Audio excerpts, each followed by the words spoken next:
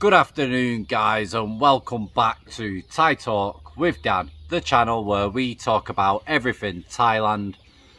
Now, I posted a video this morning and I've had to take it off YouTube as it has a bit of a conflict with one of the stories that someone sent in. There's legal implications involved, so I've set it to private and I've deleted the video. So I just want to publicly apologise for anybody that took the time out to comment, etc. So in the video that I posted this morning, the most important part of the story was a guy that's based in Pattaya. He's lived here for over 10 years and he brought up his kid on his own from when she was 2 weeks old. Now guys, just imagine that for a second please. You've just had a kid with your missus, only been here for 2 weeks, and then your missus disappears and you have to raise your son or daughter on your own from 2 weeks old. Now I've got a son that's 15 months old, and for me it's unimaginable to live in a foreign country and raise my kid alone. Hard to even think about. So this is a snippet of Paul's story. So no intro today guys, I'm just going to get straight in to the story. I think this story will make your viewers have mixed emotions. When my daughter was just born at the hospital, the mother had depression, I think. Didn't want to touch the baby or feed it. And just 2 weeks after leaving the hospital, the mother revealed to me she owed money. I asked for what? She said for playing poker. Then the mafia people started coming around to my home, looking for the money. When that happened, she took off and never ever came back. She told me she was going back to the village to hide, but found out later she went to Phuket. We can only guess what she was doing there.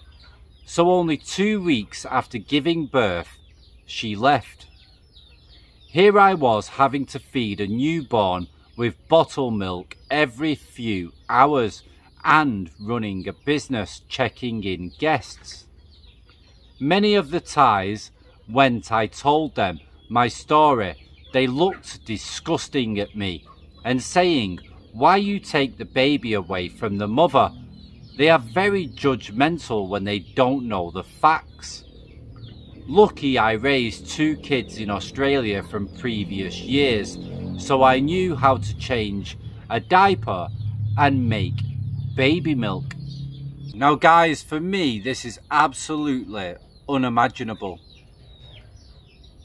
As a foreigner to live in Thailand, to find out 2 weeks later that your mother is, the mother of your child is struggling to be able to bond with the child, and she's just basically informed you that she's got debts.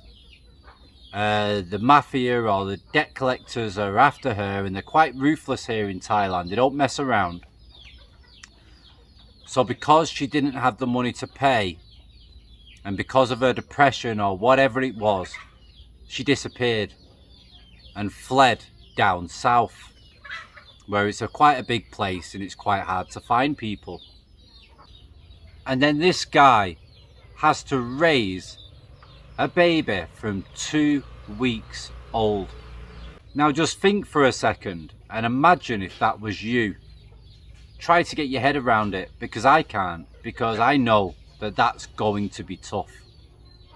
So because I've got a young baby, it's very difficult to get my head around it. When I look at him, like now I can see him walking around, when I look at him,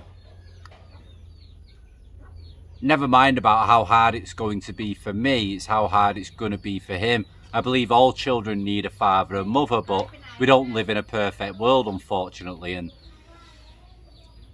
things happen, but it shouldn't happen. So I just want to like tip my hat off to this guy who literally raised his kid all alone. So this guy had to face the reality that, yeah, he's alone, he's got to raise his kid. So he chose to try to date and find a partner and a mother, I suppose, for his kid. So I'm not so sure how long after it was, but he decided that he was going to start dating again and obviously try and find a good woman that can help him raise his child and make a better life. So he was actually engaged with a young lady who he put through university at Canterbury studying to become a school teacher. They were together for 5 years. He helped her as one would if together in seeing a future together, paid her university fees, paying for her room near the university until she finished her study. Then she moved in with him and his daughter. She came along at the right time. She also helped out when she could in raising my daughter, just like it was her own child. Very impressive. But here comes the shocker. After she's qualified from university, her parents want us to get married. I said, no problem, we can do that. Then comes the dowry amount. They wanted, oh my God, surprise, 2 million baht.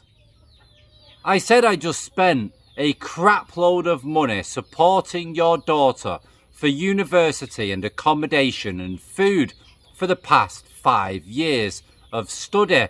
Now I'm skint. Just shortly after saying this, they came to pick her up from my home and took her. I knew what it was about because I didn't have the dowry money to marry her. They told her to go look for someone else. She even admitted that to me also. So I just let her go. And worst thing was my daughter came to see her as her mum. Months later, found out she did find someone, an older gentleman with money, moved abroad and married him. Now has a better life than he could have ever gave her. Think it was for the best, if their mind was set, determined for them by their parents. Live and learn, we still communicate sometimes, and I wish her all the best. Maybe you can do a story about the Thai dowry. So, if this guy hadn't already been through enough raising a kid from 2 weeks old, he gets involved with a woman that he's hoping is going to be helpful towards his life and his kid, supports her for 5 years, does what a gentleman should do. Yeah, supporting his missus as best as he can. It sounds like he's not a rich guy, but he's a guy that works hard and he'll do his best for his missus or for his kids. And then, as soon as she gets a degree, the parents jump on him and basically say, if you want to marry our daughter who now has a degree, then you need to pay 2 million baht.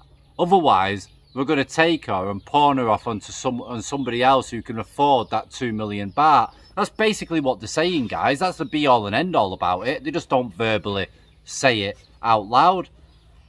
So yeah, it makes me a little bit peed off and upset a little bit. This guy's already been through the ringer. He's already had it tough. He's already had it hard.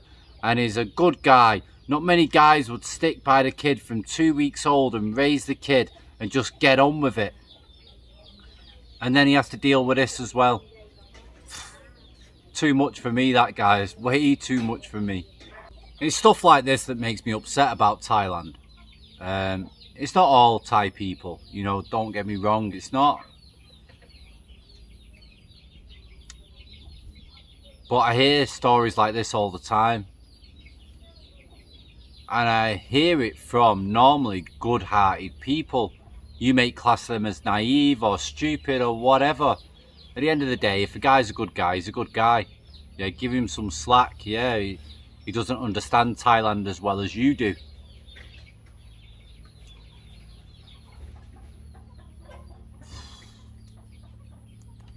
It's a difficult one to think about. It's hard for me because I got a kid myself, so when I try and put myself in his shoes, I just can't. It's too gut-wrenching for me. Very gut-wrenching for me. It's a difficult one to get my head around. It's a difficult one to process and think, wow, if I had to go through that situation and I'm raising the kid on my own, and then I get with a woman like that, and then that happens to me and the parents do that, I'm gonna really have a hatred for Thai people. Like, I am. It's inevitable. I know it's not just one person's actions can't literally define a whole race, but when people are upset and emotional, they don't think clearly. So it can define how you think. I need a cigarette after that, guys. It does actually get to me, to be honest, because I've got a kid. So I just think, like, if a mum can be, his mum can be hard work sometimes, and she can be a little bit ruthless when she's emotional. But when she calms down, she's back to normal. And I just think if she ever did something like that, I want to kill her. Yeah, and then I feel sorry for the kid and stuff. But anyway, don't want to be showing my emotions on the channel. I'm just trying to keep it real, guys. It's just it's a lot to take in when it involves little kiddies. But this guy, you got to respect him. Like, he's got on with it. He's tried to do the right thing.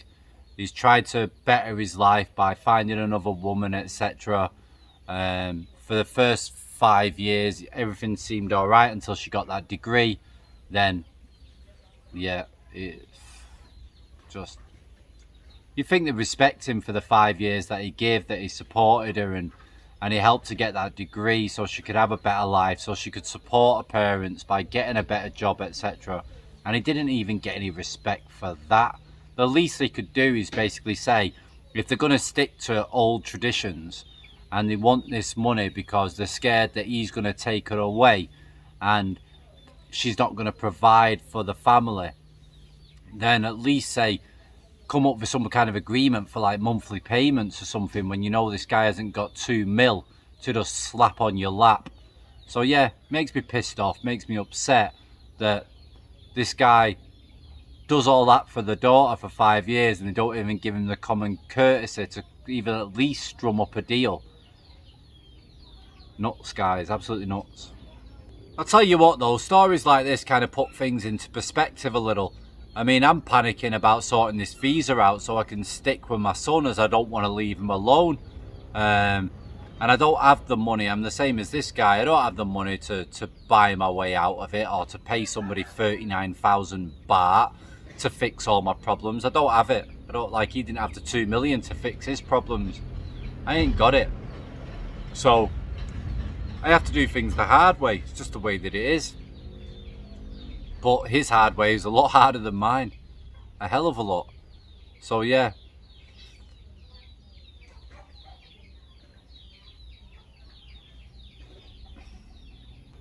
Right, guys, if you've got a similar story to Paul's, or you know of anybody who's got a similar story, then please email it in, just so we can share this information online. It's good for people to know.